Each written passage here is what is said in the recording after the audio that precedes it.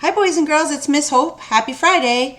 We're going to be reading a book today, but first I need you to go and get a couple of things so that you can get ready to do the art project as soon as the book is over, okay? You need a white sheet of paper and you need a purple crayon. Think about what you might need a purple crayon for. What book do you think we're going to be reading? Some of you might know because some of you may have heard the story before. You're also going to need maybe a couple of other colors, but that's up to you. But for sure, you need a purple crayon and a white sheet of paper, and that's it, okay? We're going to be reading Harold and the Purple Crayon. It's one of my favorite books. I've been reading that book since I was a little kid, and now I read it to my own two boys, and so I hope you guys enjoy the story. All right, get ready. Sit tight. I'm going to go to the overhead camera so you can see the book with me and look at the pictures. All right, and here we go. All right, Harold and the Purple Crayon by Crockett Johnson. This is a really old book. It's been around since I was a little girl and before that. As a matter of fact, it was written in 1955. That's older than your parents. That's probably your grandparents might remember this book. That's how long this book has been around. It's a great book. Harold and the Purple Crayon by Crockett Johnson. Okay, this page is very important. We're going to be coming back to this page at the end of the book. So don't worry if you don't remember it. I'm going to come back to it at the end. One evening, after thinking it over for some time, Harold decided to go for a walk in the moonlight. There wasn't any moon, and Harold needed a moon for a walk in the moonlight. And he needed something to walk on. He made a long straight path so he wouldn't get lost, and he set off on his walk, taking his big purple crayon with him. But he didn't seem to be getting anywhere on the long straight path, so he left the path for a shortcut across a field, and the moon went with him. The shortcut led right to where Harold thought a forest ought to be. He didn't want to get lost in the woods, so he made a very small forest with just one tree in it. And it turned out to be an apple tree. The apples would be very tasty, Harold thought, when they got red.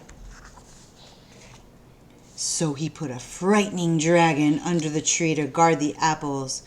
It was a terribly frightening dragon.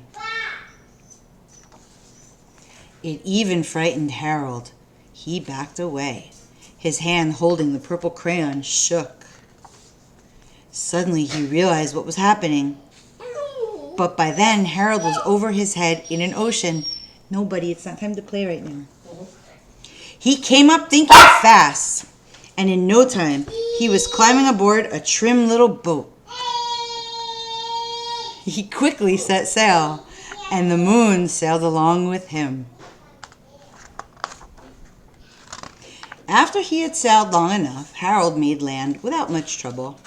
He stepped ashore on the beach, wondering where he was.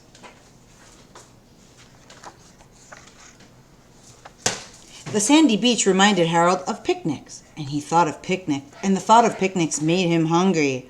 So he laid out a nice, simple picnic lunch. Have you guys ever been on a picnic before?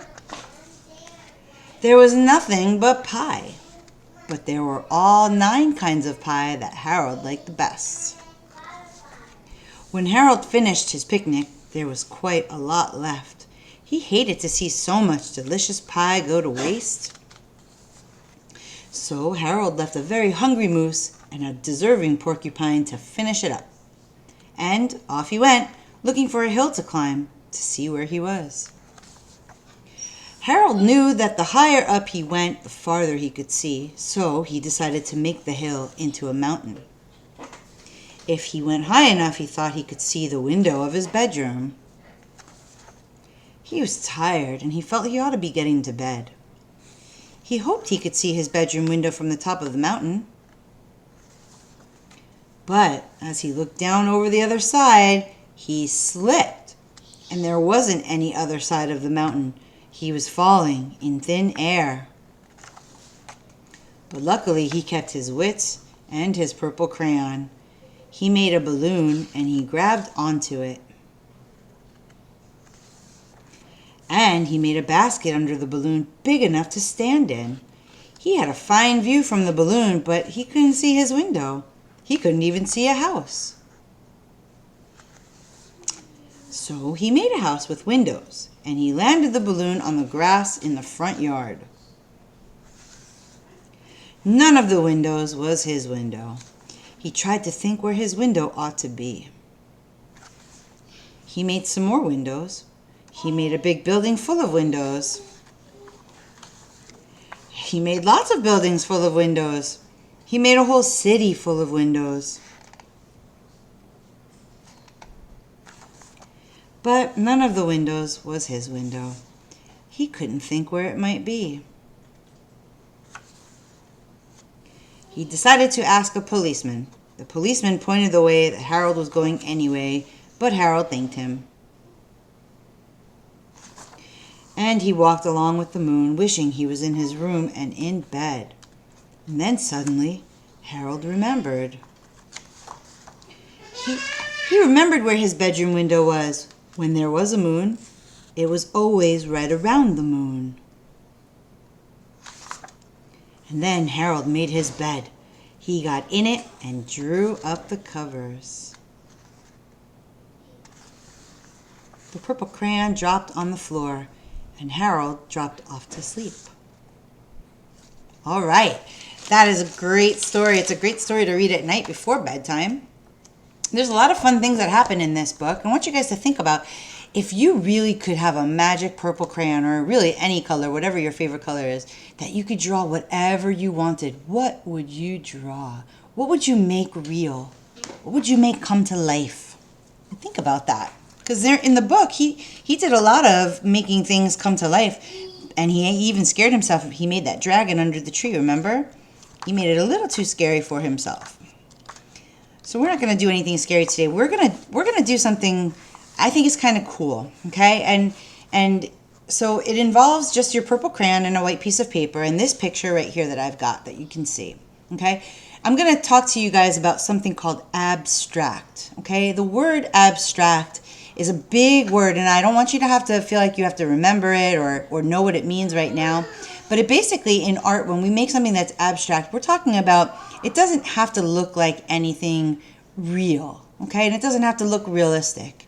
And it could be a lot of lines or use of color. It doesn't have to have any real like form or shape that you have to be able to recognize, okay? So we're going to take this picture and we're going to make a really cool abstract picture using something like this. So I just want to use this as an example so you guys can see. It looks like Scribble Scrabble, right? Because that's what it is. It's Scribble Scrabble. But that's what I want you guys to do today. I want you guys to do some Scribble Scrabble. So I've got my purple crayon and I've got my white paper. And I'm just going to start somewhere on my paper. And I'm just going to go and make lines all over my paper. The important thing is I want to give it I want to cross over other lines so that I create lots of little sections like this.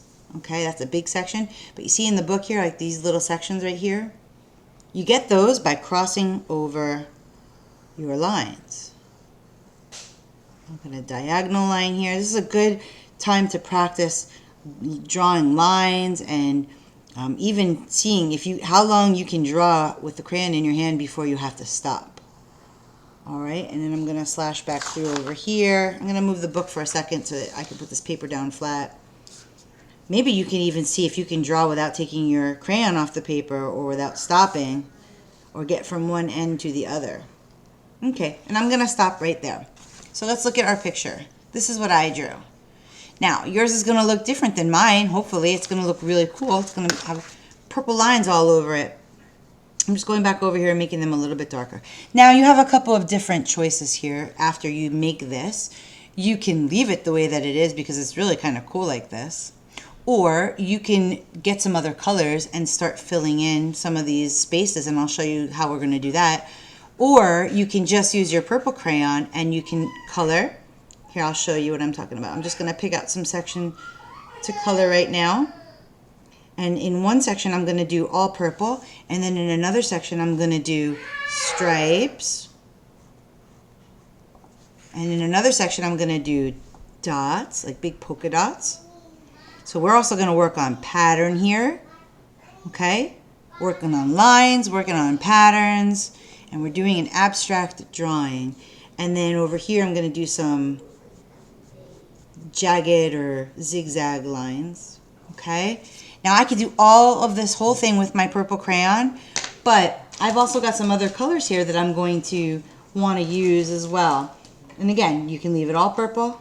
Hey, and if purple's your favorite color, great. Make a bunch of these different kinds of pictures. They will look really cool together, put together into one big picture. If you could tape the back all together and make a really big picture. I'm going to get blue and orange and this lime green here. It's called green yellow.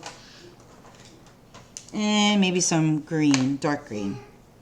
I'm actually going to take, well, I'm going to leave the orange in. Okay, so now I'm going to look for different places that I want to add color to. So maybe I'm going to take my orange, I'm going to make my polka dots orange. You hear my children in the background. They're in a fort that they built, and they're supposed to be playing quietly, but that's not happening. So excuse the noise, please. I'm sorry. Some of you have younger brothers and sisters at home, so you know sometimes you're trying to concentrate and your little one wants to make lots of noise. It happens. And I'm going to use my purple crayon just to make the outside of the circles a little bit darker. But you guys get the idea, right? And you're just going to fill this in however you want. The important thing that I want you to remember is that there's no wrong way to do it. And even if you make some mistakes, guess what? Those mistakes could be part of your drawing. And I'm going to take my green and I'm going to color in this section right here.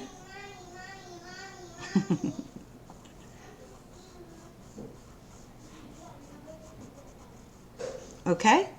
And you guys get the idea of what we're doing here. Now you guys can take it from here and you can make it however you like.